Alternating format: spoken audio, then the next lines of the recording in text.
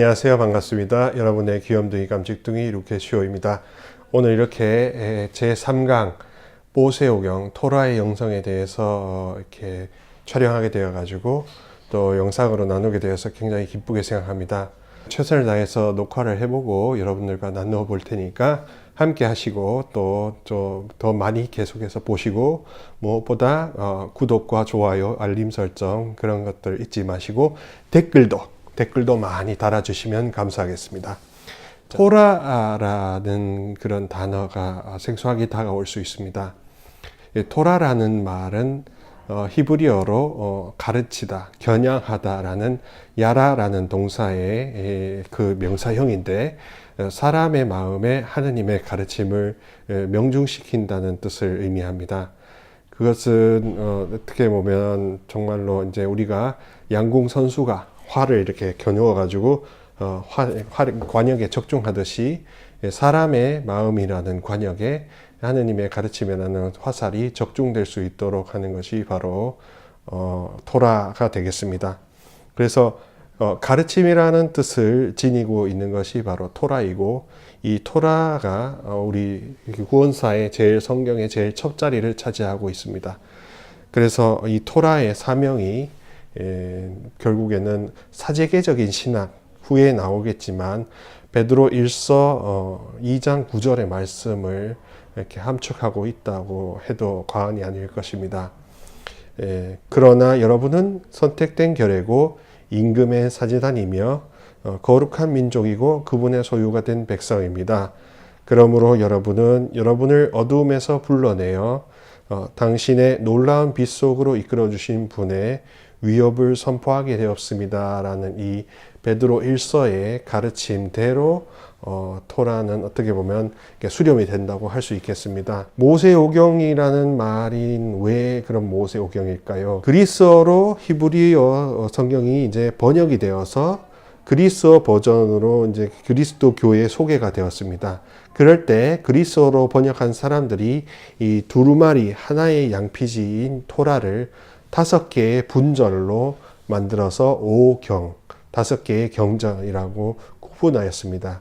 그래서 그때부터 우리에게 그리스도교인들에게 익숙한 창세기, 탈출기, 그리고 민수기, 레위기, 신명기 이렇게 5권의 책으로 분절되어서 이해되었고, 그 저자와 권위가 모세에게 되돌려진다고 해서 모세오경이라고 하였습니다. 자, 그러면 이 모세오경이라는 말이 있고 그 다음에 토라라고 하는 말이 있는데, 여전히 이스라엘의 유다인들에게는 토라라는 이 히브리어 명칭이 더 익숙할 것이고, 그것은 작게는 모세오경, 크게는 성경 전체의 두루마리를 토라라고 이야기하기도 합니다. 하지만 우리는 이제 그리스어로 번역이 된 번역본을 바탕으로 구분하기 때문에 모세오경이라고 이야기하는 것이죠. 자, 그렇지만 오늘 이번 토라의 영성 제3강 강의에서는 신명기를 일부러 빼겠습니다. 왜냐하면 후에 신명기를 필두로 해서 나오는 신명기계라는 하나의 그룹이 등장하기 때문이죠. 그래서 신명기계라는 그룹의 등장을 때문에 신명기를 제외한 나머지 4권의 그룹을 두고 토라라고 지칭을 하겠습니다. 임의로. 그리고 이 토라가 각각의 구성되어 있는 요소들이 3가지가 있는데, 그 3가지 야훼계, 엘로힘계, 그리고 사제계라는 그 3 그룹이 있다는 것, 그것을 바탕으로 어떤 영성적인 의미를 이렇게 표방하고자 합니다. 이 3 그룹, 이것이 이렇게 구분될 수 있는 근거는 무엇인가? 그것은 바로 독일 개신교 율리우스 펠하우젠이라는 개신교 역사가에 의해서 성립이 된 사문헌 출전설이라는 학설 때문에 그렇습니다. 좀 전문적인 영역이긴 하지만 성경을 그냥 단순히 하느님의 말씀으로만 보지 않고 역사적인 기록으로 본다면 그것이 어떻게 이런 단어, 이런 표현, 이런 배경, 이런 경향을 이렇게 가지고 됐는가에 대해서 설명할 수 있겠죠. 그렇다면 이제 4 그룹이 원래는 제기되었습니다. 야훼계, 그 다음에 엘로힘계, 그리고 신명기계, 그리고 사제계, 이렇게 네 가지 그룹이 제시가 되었는데, 앞서 말씀드렸다시피 신명기계를 뺀 세 가지 그룹이 지니는 특징, 그리고 그것이 모세오경에 미친 영성적 그리고 신학적 그런 특징들을 파악함으로써 모세오경이 갖고 있는, 특별히 토라가 갖고 있는 문자적 의미에 대해서 좀 더 깊이 이해할 수 있을 것이라고 생각합니다. 벨하우젠이 제시한 문헌 출전설에 기반해서 우리 오늘 이 제3강에서는 세 그룹에 대해서 한번 다뤄보고자 합니다. 먼저 야훼계가 있겠죠.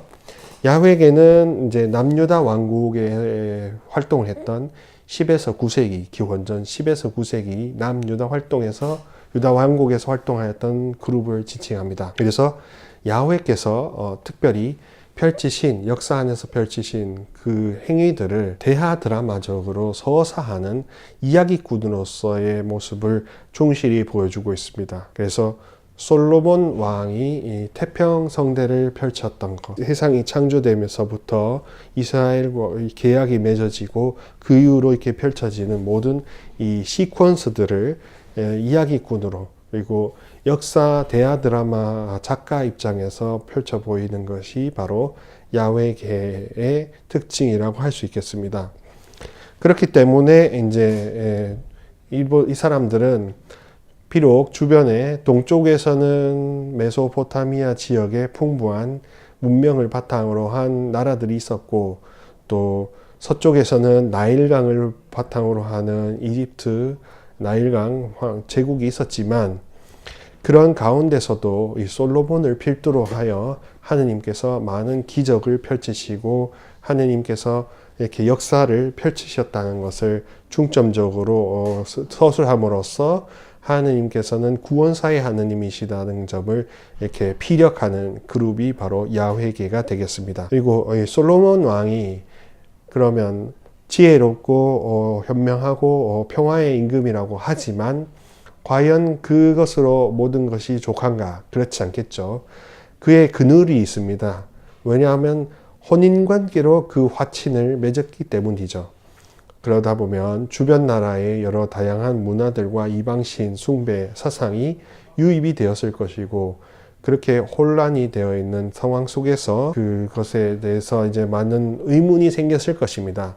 원래 단일 민족, 단일 신앙, 그리고 단일 임금, 단일 제도라는 이런 야훼 중심적인 단일성이 이스라엘의 핵심적인 기반 사상이 되었을 텐데, 그것이 이제 위협이 되고 여러 가지 혼재되고 혼탁했기 때문에 되려 하느님께서 야훼 하느님께서 좋으신 분이시고, 그 좋으신 분이께서 역사 안에서 모든 것을 펼치신다라는 그런 사상적인 노선을 바탕으로 이것을 좀 더 확신에 차서 서사하려고 했겠죠.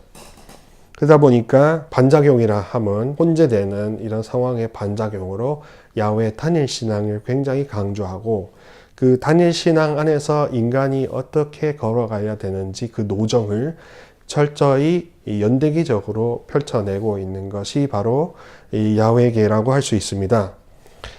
인간의 기원사, 그리고 세상 창조, 그리고 선악과, 그리고 노아의 홍수, 그다음에 등등 자손이 어떻게 번창하는가, 이런 것에 대해서 차례차례 서사적으로 묘사하는 것이 야훼계가 되겠죠.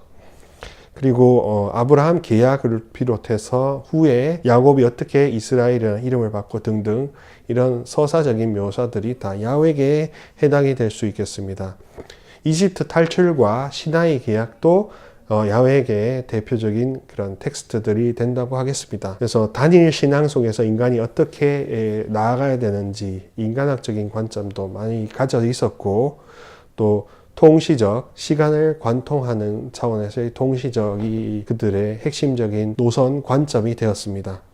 무엇보다도 하느님께서는 생명이 충만하시고 또 선하시고 좋으신 분이란 점, 그것이 야훼 신앙의 핵심적인 기반이 되기 때문에 이 사람들은 거기에 대해서 굉장히 강조할 수밖에 없었습니다. 이것이 야훼계의 특색이 되겠죠. 두 번째, 엘로힘계가 있습니다. 엘로힘이라는 말 그 자체로 신들의 신, 왕중의 왕이라는 그런 식으로 최고의 표현이 되겠죠. 또 가나안 지역에서는 엘이라는 신이 가장 최고의 신이었는데 그것이 이 야훼 신앙과 맞붙어서 야훼 엘로힘이라고 해서 엘이라는 게 소문자로는 작은 신들이지만 그 신들의 신이라는 차원에서 복수로 엘로힘이라고 하겠습니다. 북이스라엘 왕국 기원전 8세기에 활발했던 그룹이고 특징적으로 이야기를 야훼계처럼 이렇게 펼쳐내는 경향이 있지만 단순히 역사 대하 드라마처럼 원인과 결과 차원으로 제시하지 않습니다. 오히려 극적으로 최선과 최악을 동시에 제시하는 메리즘, 극단적인 제시 방법을 통해서 변증법을 추구하려고 합니다. 변증법이라는 것은 어떤 정이 있고 그에 반대되는 반한 상황이 있으면 이것을 어떻게 합하여 하나의 결론으로 이룰 수 있을까 하는 관심을 주는 것이 바로 변증법이 되는데 이 엘로힘계에는 이 변증법의 귀재였다고 할 수 있겠습니다. 왜냐하면 그 경치적 문자적 의미의 배경이 있습니다. 역시 엘로힘계가 활발하게 활동하였던 북이스라엘 왕국 8세기에는 오므리 혹은 옴리라는 왕이 이스라엘을 건국합니다. 태평성대를 이루던 솔로몬 제국이 양분이 되어서 남으로는 유다 왕국, 북으로는 이스라엘 왕국이 걸국이 되었는데 8세기 그때 옴리라는 왕에 의해서 북이스라엘 왕국이 세워지게 되었습니다. 그리고 그 역시 솔로몬 왕의 경향을 비슷하게 받아서 주변 나라의 국가들의 공주들을 자기의 왕비로 후궁으로 맞이하게 됩니다. 그 주변에 있던 가나안 신들의 숭배하고 그런 다양한 이방 사원 그리고 바알이라고 유명하게 있는 이 바알 신앙도 함께 이스라엘 왕국에 도입이 되게 되었죠. 그러다 보니까 역시 혼란하고 혼탁한 어떤 문화와 종교가 생겨나게 되었습니다. 따라서 이 엘로힘계도 야훼계처럼 뭔가 위기의식을 느끼고 그리고 그런 이방인들의 엘보다도 더 크신 엘로힘이라는 차원으로 야훼 엘로힘을 숭배해야 된다라는 차원으로 이렇게 유일신앙을 더욱더 강화하는 그런 노선을 걸었습니다. 그래서 단일 민족, 단일 국가, 그리고 단일 신앙이라는 이 단일성을 좀 더 강화하고 특별히 주님 야훼 엘로힘께 대한 경외심 그리고 공경심을 더욱더 2배, 3배로 키워야 하고 그게 우리가 가야 할 유일무이한 길이란 점을 설파했던 것이죠. 자, 그렇기 때문에 어떻게 하느님께 나아가야 되는지 그리고 선한 경우도 보고 악한 경우도 보지만 어떻게 하느님께 나아가야 되는지에 대해서 좀 더 묵상하게 만드는 특징을 가지고 있는 교훈가적인 특징이 바로 엘로힘계라고 할 수 있습니다. 인간의 죄에 대해서도 당연히 이야기하게 되겠죠. 그런 가운데 무엇보다도 하느님을 두려워하고 하느님을 사랑하고 하느님을 올바르게 숭배하고 숭상하는 것에 대해서 강조할 수밖에 없었을 것입니다. 그렇게 됐기 때문에 하느님께 대한 그런 충실성 그리고 그분이 신실하시다는 것을 더욱더 강조하였고 또 다른 이들에게도 역시 신실하신 하느님, 그분들에게도 하느님께서는 은총을 베푸신다는 점을 이 엘로힘계는 믿고 또 설파하였습니다.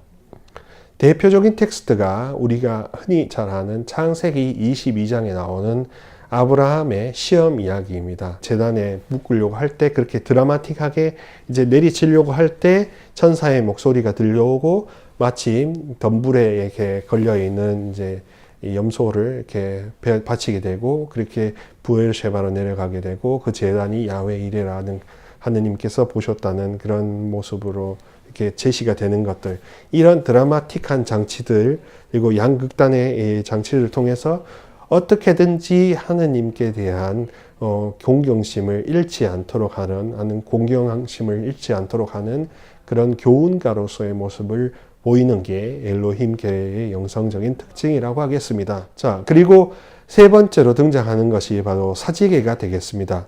이 사제계는 남유다 왕국이 바빌론 유배라고 해서 587년부터 539년까지 경험하게 되는 쓰라린 참혹한 시절을 이야기합니다.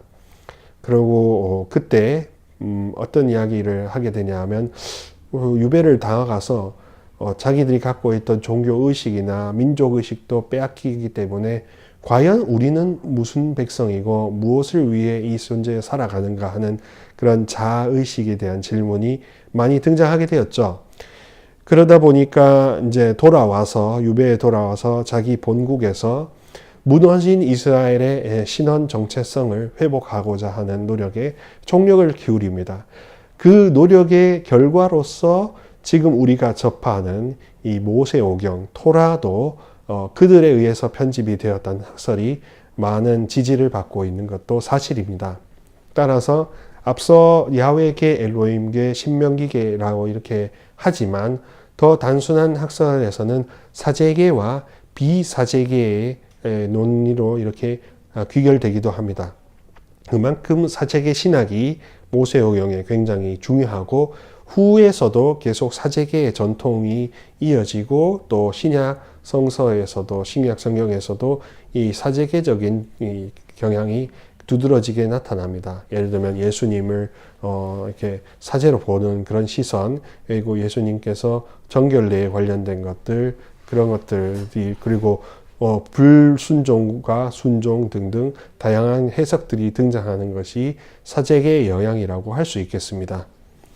이런 사제계의 영향이 때문에 이스라엘은 이제 자기 스스로를 다시 재정의하기를 선택된 결례고 거룩한 백성이며 왕다운 사제로서 하느님을 흠송해야 할 유일무이한 과제를 지상에서 수행하는 사람들이라고 이렇게 다시금 재정의합니다. 제의적인 규정들이 굉장히 중요하게 다가오는 그런 신학을 펼치죠. 그렇기 때문에 그 사람들은 사제로서의 이스라엘 백성을 굉장히 중시하고 또 그에 맞는 제의 규정들이나 거룩함 그리고 정결례 이런 등등에 대해서 굉장히 민감한 감수성을 보이고 있는 것입니다. 창세기 1장 1절부터 2장 4절까지 이렇게 7일간의 창조를 통해서 질서 있는 창조를 이야기하게 되겠죠.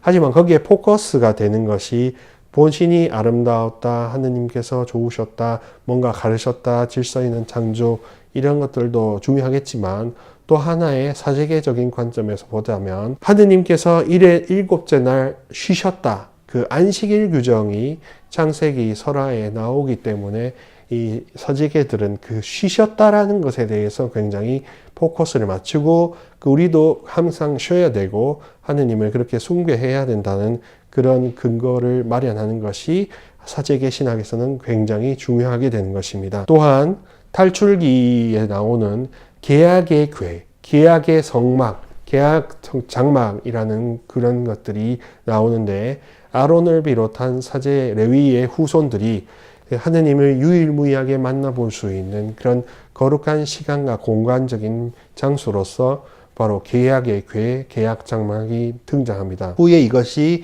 다윗과 그 다음에 솔로몬에 의해서 예루살렘에 있는 성전 건설 그리고 성전에 하느님이 머무신다라는 그런 사제적 신학도 그때부터 생겨났던 것이죠. 그리고 레위기도 마찬가지로 사제계의 신학을 자연스럽게 따를 수밖에 없는 그룹이 될 것입니다. 자, 이렇게 해서 사제계는 그야말로 제사장적인 차원에서 하느님을 어떻게 섬길 것인지에 대한 강조가 굉장히 두드러지게 나타나는 그룹이며 이런 율법적 그리고 전례적인 뉘앙스들을 많이 강조합니다. 따라서 단식, 기도, 정결례, 안식일 등등 그런 규범들에 대해서 굉장히 민감하게 생각하는 그룹인 거죠. 자, 그렇다면 우리가 이렇게 세 그룹이 이렇게 펼치는 경향성에 대해서 살펴보았습니다. 첫 번째로 야훼계는 다시금 정리하면 대하 드라마처럼 이렇게 역사를 구원사를 펼쳐내는 그룹이고 두 번째로 엘로힘계는 교훈가요 설교가로서 우리에게 주님 공경에 대한 그런 당위성을 설파하는 그런 아주 훌륭한 교육자이고 사제계는 어떻게든지 하느님을 잘 섬길 수 있을까 하는 그런 것에 골몰하는 제사장적인 경향을 보이고 있습니다.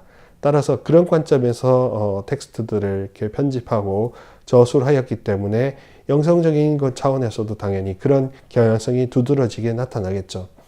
윤리적인 차원에서도 마찬가지입니다.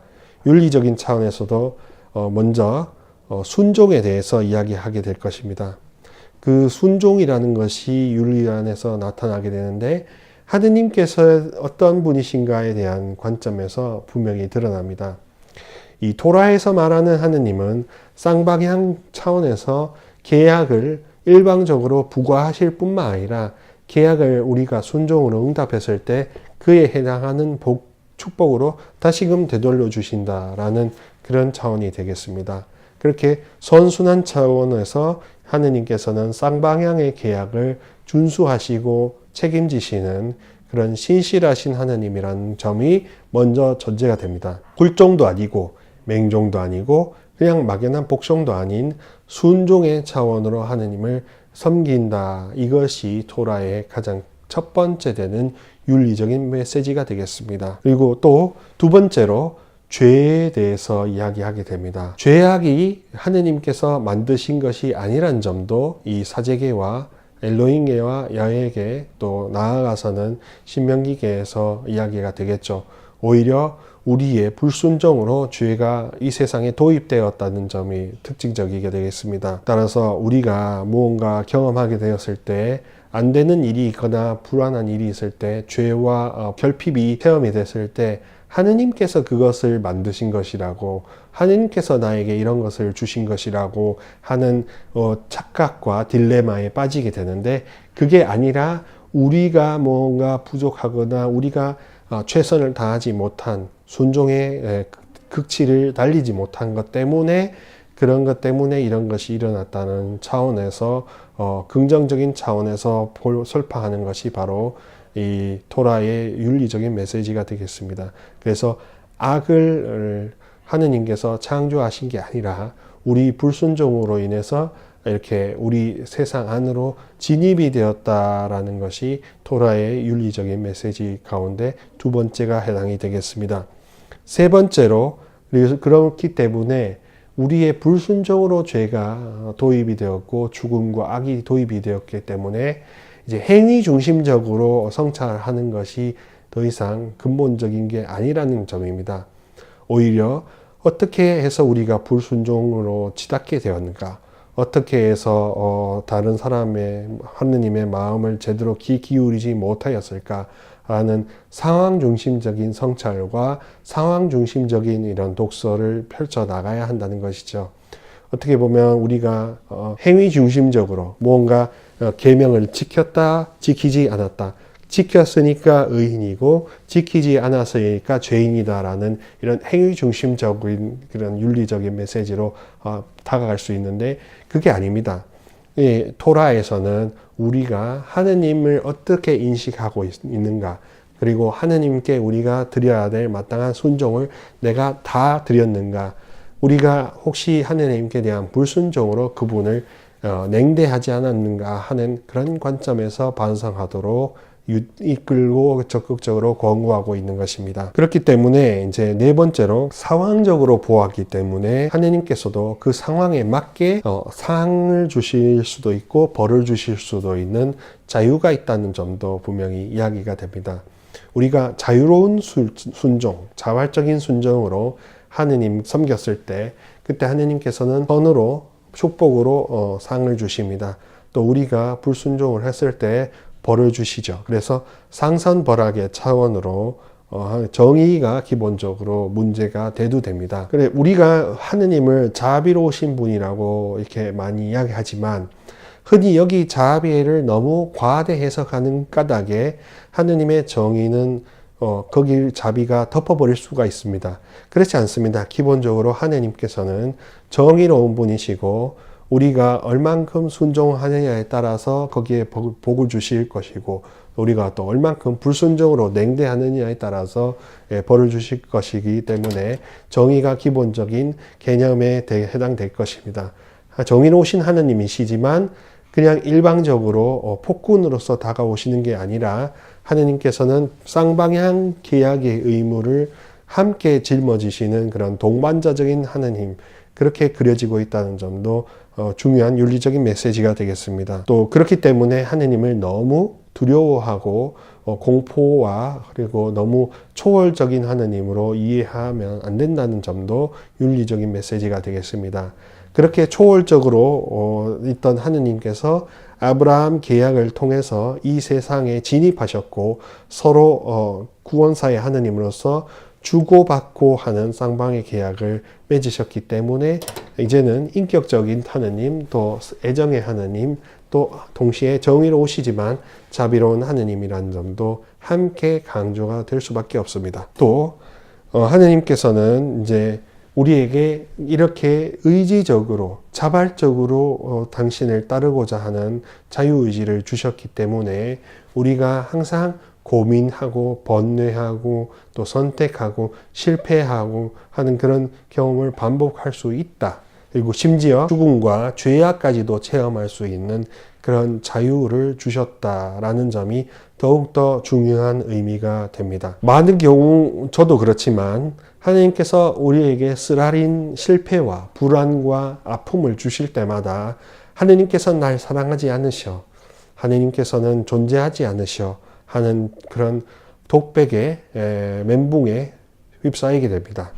하지만 그것이 결코 토라가 원래 가르치고자 하는 근본 메시지가 아닙니다. 우리는 숙명론, 이웃 종교들이나 토착 종교들이 말하는 하느님께서는 A부터 Z까지 모든 걸 세팅하셨고 너는 그 세팅된 각본대로 따라야 한다라는 차원의 숙명론, 운명론에 많은 포커스를 두고 사람들에게 설교합니다. 그래서 순종이 기계적인 순종이 될 수 있겠죠. 하지만 큰 차원에서 하느님이 빅픽처를 가지고 계시지만 궁극적으로 우리가 그분에게 순종해야 되는 궁극적인 결론은 똑같지만 사람들마다 해결 여정이 다 다를 수 있다는 그런 자유로움 차원도 결코 하느님께서는 배제하지 않으셨다는 것도 유념해야 하겠습니다.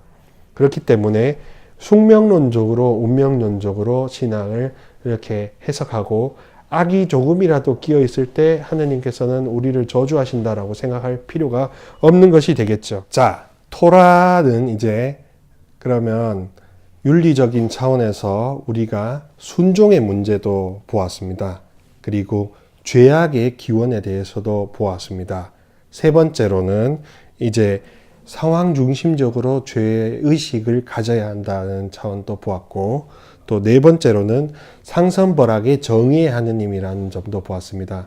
또 마지막으로 하느님께서는 그렇지만 기계적인 순종을 강조하시는 그런 하느님이 아니라는 점, 그리고 인생의 여정이 질곡이 다 다양하게 있을 수 있다는 그런 거, 마지막 결론은 비록 정해져 있을지라도 다양한 경로를 통해서 하느님의 순종에 이를 수 있다는 점을 강조하고 있습니다. 따라서 우리가 창세기, 그다음에 레위기, 신명기, 탈출기 등을 보았을 때 하느님을 너무 엄격하고 또 너무 공포스럽고 또 두려워해야 할 존재로만 생각할 수 있는데, 그게 아니라 하느님은 신으로서 공경해야 되실 분인 것은 분명하겠지만 인간으로서 나의 격차를 인정할 수밖에 없지만, 그렇지만 하느님께서는 그럼에도 불구하고 우리를 항상 동반해 주시고 우리와 항상 함께 해 주시는 그런 하느님이란 점을 토라에서는 강조하고 있습니다. 자, 그러면 토라는 이제 관상할 가치가 무엇인지에 대해서 설명할 수 있겠죠. 관상적인 의미에서 토라는 이렇게 되겠습니다. 쌍방순환적인 관계성을 지니신 하느님이란 점이 우리가 계속해서 곱씹어 볼 가치가 되겠습니다. 그리고 또 하느님께서는 선하시고 그 선을 구원사 안에서 베풀어 주시는 그런 최고선이시라는 점, 그리고 구원 역사의 주인이신 하느님이란 점도, 유일무이한 하느님이란 점도 관상해야 될 가치가 될 것입니다. 또 동시에 선인도 악인도 벌하지 않으시고 언제나 공정한 태양과 공정한 햇볕과 공정한 빵을 주시는 하느님이시라는 점입니다. 물론 당장에는 이것이 불공정하다고 느껴질 수 있습니다. 그렇죠. 많은 경우 우리가 악의 평범성, 악의 일상성을 체험하면서 아유, 하느님은 어디나 안 계시는가 보다 라고 이렇게 생각할 수 있는데, 자유를 생각한다면, 적어도 우리가 결국에는 순종이라는 귀결로 이룰 수 있는 자유를 생각한다면 하느님께서는 악인조차도 과정적인 측면에서는 모든 것을 공평하게 나누어 주신다고 믿을 필요가 있습니다. 결론적으로는 영복을 못 누리는 그런 심판이 있다는 차원도 분명히 제시가 되지만, 하지만 그렇다고 해서 하느님이 존재하지 않으시다라고 이렇게 판단하고 믿게 된다면 신앙이 좀 더 어긋날 수 있겠죠. 자, 그래서 하느님께서는 궁극적으로 우리 자신들을 사제계 신학적인 차원으로 인도하시는 것 같습니다. 그리스도인들이 사제계 신학의 영향을 많이 받았고 예수님을 대사제라고 인식하고 있는 경향 때문이어서 그런지 이 사제계 신학이 대변되고 있는 베드로 1서의 2장 9절의 말씀이 아마도 토라에 관상할 가치 하나의 말씀으로 등장할 것입니다. 과연 우리는 선택된 결의 거룩한 백성, 왕다운 사제인가? 그리고 하느님을 그렇게 섬길 의무가 있는 그런 사람들인가? 일상 안에서 얼만큼 우리는 하느님을 하느님으로 인식하고 받들고 있는가? 이것이 핵심적인 메시지가 되겠죠. 또한 동시에 기계적으로 신앙생활을 하지는 않는가? 순종을 기계적으로 이해하고 있지는 않는가? 그 너무 딱딱한 하느님이라고 생각하고 있지는 않는가? 아니면 너무 자비중심적으로 자비만용적으로 하느님의 정의를 과소평가하고 있는 것은 아닌가 하는 것에 대해서 좀 깊이 관상하고 묵상하면서 우리 일상의 구석구석을 볼 필요가 있을 것입니다. 자, 그런 차원에서 이제 영성 그리고 윤리 그리고 관상 이런 차원에서 좀 더 종합적으로 살펴보았습니다. 자, 그러면 이제 여러분들께 자유 선택으로 나눔 주제들을 한번 보여드리겠습니다. 나눔 주제들이 좀 복잡할 수도 있고 추상적일 수 있겠지만 그렇더라도 조금 이해해 주시고, 또 나눔 주제에 없는 마음에 떠오르는 다양한 메시지들이 있다면 그것도 자유롭게 나누어 주실 수 있겠습니다. 우선 형제 자매님들께서는 제가 하고 있는 이런 역사 중심적 그리고 역사의 맥락을 바탕으로 해서 텍스트들이 갖고 있는 의미를 비교 평가해보는 비평적인 관점이 얼마나 익숙하신지도 한번 여쭤보고 싶었습니다. 그리고 과연 저와 함께 이 그룹의 영성에 대해서 좀 더 함께 다가가고 싶으면 좋겠습니다. 그리고 특별히 이 세 가지 그룹에서 어느 그룹이 좀 더 매력을 느끼시고 또 어떤 텍스트들이 마음에 와닿는지도 한번 보셨으면 좋겠습니다. 레위기에 나오는 나 주 너희 하느님이 거룩하니 너희도 거룩한 사람이 되어라 라는 사제계 신학의 텍스트들을 본다면 그 거룩함이 어떤 차원에서 신원의식을 형성하는가, 어떤 차원에서 구별되고 세상과 어떤 차원에서 다른가, 그런 점에 대해서도 함께 생각할 수 있을 것이라 생각합니다. 그리고 무엇보다도 제가 보기에는 토라 이 영성을 이렇게 준비하면서 베드로 1서 2장 9절의 말씀이 아마도 핵심적인 메시지가 되지 않을까 싶습니다. 선택된 결의 거룩한 백성 왕다운 사제라는 이 메시지가 가톨릭 교회에도 그렇고 그리스도교 신자로서도 그렇고 토라를 바라보는 입장에서도 핵심적인 신약 성서의 말씀이 되지 않을까 싶습니다. 자, 그래서 이 나눔 주제들 보시고 좀 나누어 주시면서 함께 생각해 주셨으면 좋겠고, 또 어려운 물음이 있거나 또 잘 이해되지 않으시거나 궁금한 점이 있으시면 밑에 있는 댓글도 남겨주셨으면 좋겠습니다. 그럼 제가 일일이 성실하게 답변해 드릴 테니까요. 자, 그러면 오늘도 이렇게 부족한 강의 함께 들어주셔서 감사드리고, 또 여러분들과 함께하는 좋은 강의 더더욱 마련될 수 있도록 준비에 최선을 다하겠습니다. 그러면 다음 영성 강의에서 만날 때까지 건강하시고 주님의 축복을 빌겠습니다. 다음 강의에서 만나요. 안녕.